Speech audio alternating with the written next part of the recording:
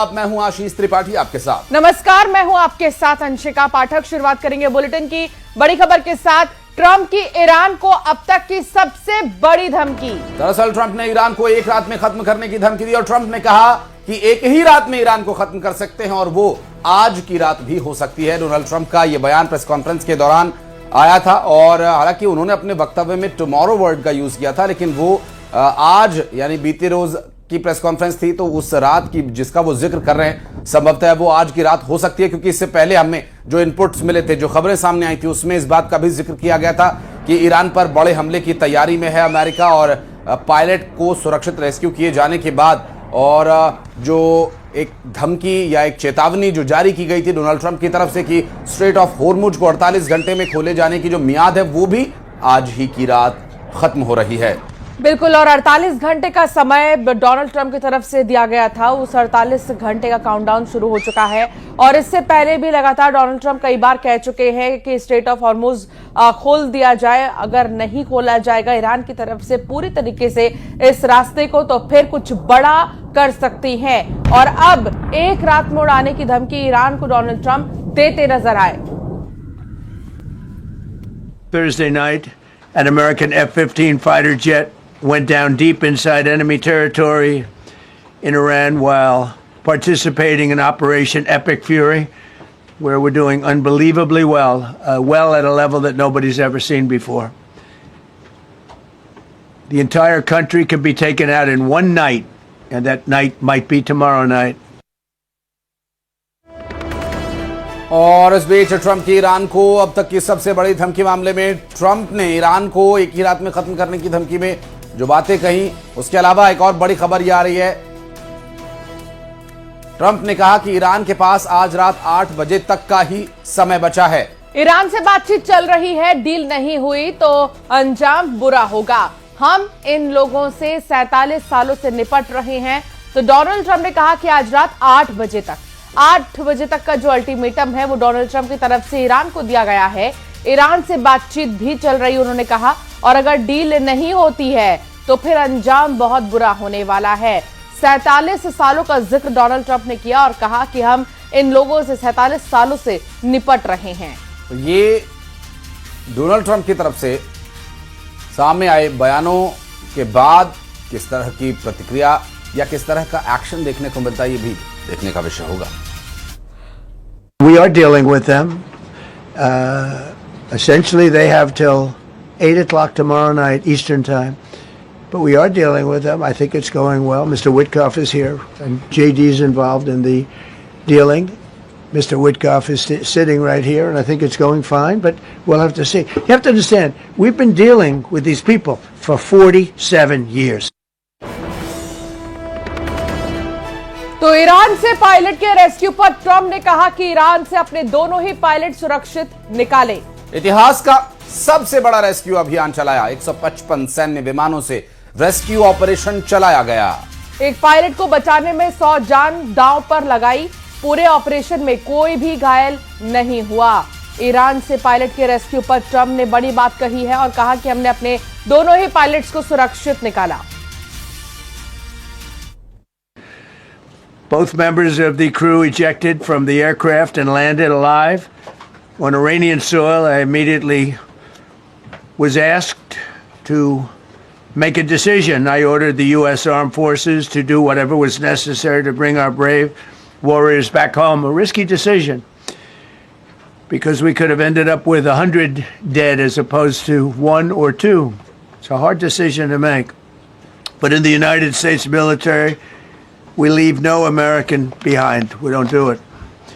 Within hours, our armed forces deployed 21 military aircraft into hostile airspace, many flying at very low altitude, being shot by bullets. और इस बीच Iran के बुशहर में US Israel के बड़े हमले की मिल रही है जानकारी, जहां बुशहर में एयरफोर्स के गोला बारूद डिपो पर हमले की मिल रही है जानकारी। हमले के बाद डिपो में भीषण आग लग गई है और ये तस्वीर आपको दिखा रहे हैं। ईरान के बुशहर में यूएस इजराइल ने बड़ा धमाका, बड़ा हमला किया और बुशहर में एयरफोर्स के गोला बारूद डिपो पर हमला किया गया है, जिसके बाद ये भीषण आग लग गई और धुएं का ये गुब्बार देखिए आप। ईरान के बुशहर में हमला किया गया जिसके बाद भीषण आग लग गई है। गोला बारूद का ही ये डिपो था जिस पर हमला किया गया। ईरान के इस आयुध भंडारण केंद्र पर हुए हमले के बाद जो स्थिति आप देख रहे हैं, ये हमला संभवतः उतना बड़ा नहीं था, लेकिन चूंकि पहले से ही यहां पर हथियार गोला बारूद मौजूद थे, जिसका मंजर इतना भयावह, अब देखिए धुएं का ये काला गुबार,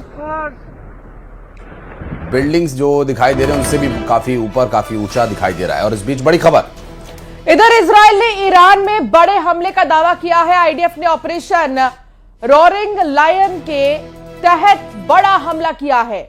और इस बीच आईडीएफ ने तेहरान में एयरफील्ड्स को निशाना बनाया और ईरानी वायुसेना को भारी नुकसान होने की भी मिल रही है जानकारी। ईरान के एयरबेस पर हमले का मामला और ये हमले किए जाने के दौरान की कुछ तस्वीरें भी सामने आई हैं। और दर्जनों फाइटर जेट हेलीकॉप्टर तबाह करने का दावा किया जा रहा है। इजराइल ने ईरान में बड़े हमले किए हैं और इससे पहले भी एक हमला आपको हमने दिखाया, गोला बारूद की फैक्ट्री में ही जो है हमला किया था इजराइल और यूएस ने ईरान के। तो दूसरी तरफ यहां इजराइल ने ईरान में बड़े हमले का दावा किया है। आईडीएफ ने ऑपरेशन रोरिंग लायन के तहत ये बड़ा हमला किया। आईडीएफ ने तेहरान में एयरफील्ड्स को निशाना बनाया है और ये कुछ तस्वीर आपको दिखा रहे हैं, सैटेलाइट तस्वीर जो सामने आई है। ईरानी वायुसेना को भारी नुकसान होने की खबर है और दर्जनों फाइटर जेट्स हेलीकॉप्टर्स को निशाना बनाया गया, जिनकी कुछ तस्वीरें भी जारी की गई, वो भी हम साथ साथ आपको दिखा रहे हैं। और एक बड़ा हमला एयरफील्ड पर किए जाने का परिणाम आगे ईरान में वायुसेना की क्षमता को कम करने वाला है। और इस बीच एक और बड़ी खबर, इजरायली सेना की गाड़ी पर हमले का एक वीडियो जारी किया गया है। हिजबुल्लाह ने हमले का वीडियो जारी किया है। इजराइल के मरकावा टैंक पर हिजबुल्लाह का हमला देखिए, ये देखिए, देखते ही देखते एक जबरदस्त धमाका होता है यहां पर। हिजबुल्लाह ने हमले का वीडियो भी जारी किया है। और ये तस्वीरें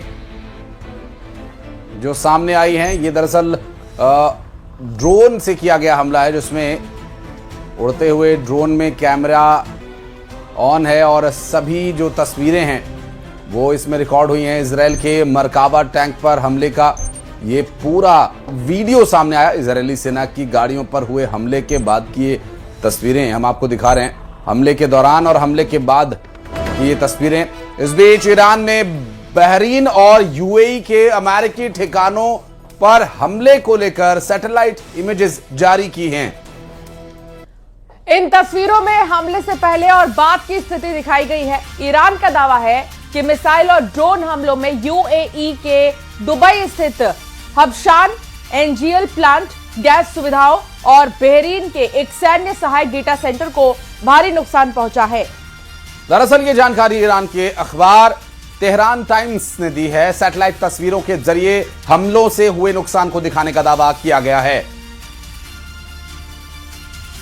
तो बहरीन और यूएई में ईरान का हमला, बिफोर और आफ्टर की तस्वीर आप देखिए कि कहां कितनी जो है तबाही और कितना नुकसान हुआ है। तो अमेरिकी हेलीकॉप्टरों पर फायरिंग का एक वीडियो जारी किया गया है। ईरानी पुलिस ने यूएस हेलीकॉप्टर्स पर फायरिंग का दावा किया है। आपको बता दें कि रेस्क्यू ऑपरेशन के दौरान हेलीकॉप्टर्स पर फायरिंग का दावा किया जा रहा है और यूएस हेलीकॉप्टर्स पर फायरिंग का भी दावा किया गया। और कुछ तस्वीरें जो जारी की गई उनमें ये देखिए, कुछ आइडेंटिटी कार्ड्स वहां पर मिले तो लोगों ने उन्हें उठाकर कैमरे के सामने दिखाया। और ये जो डॉक्यूमेंट्स हैं और वहां से मिले कुछ साक्ष्य, जिसमें अमेरिकी फ्लैग और अमेरिकन डॉक्यूमेंट्स पाए गए हैं। ये दावा ये किया जा रहा है कि रेस्क्यू ऑपरेशन जो चलाया जा रहा था अमेरिकियों के इवैक्यूएट किए जाने के दौरान किए गए हमले के बाद की इस स्थिति को होने का दावा किया जा रहा है। अब ये तस्वीरें जो सामने आई हैं, इसमें काफी कुछ साक्ष्य अमेरिकन होने के नजर आते हैं।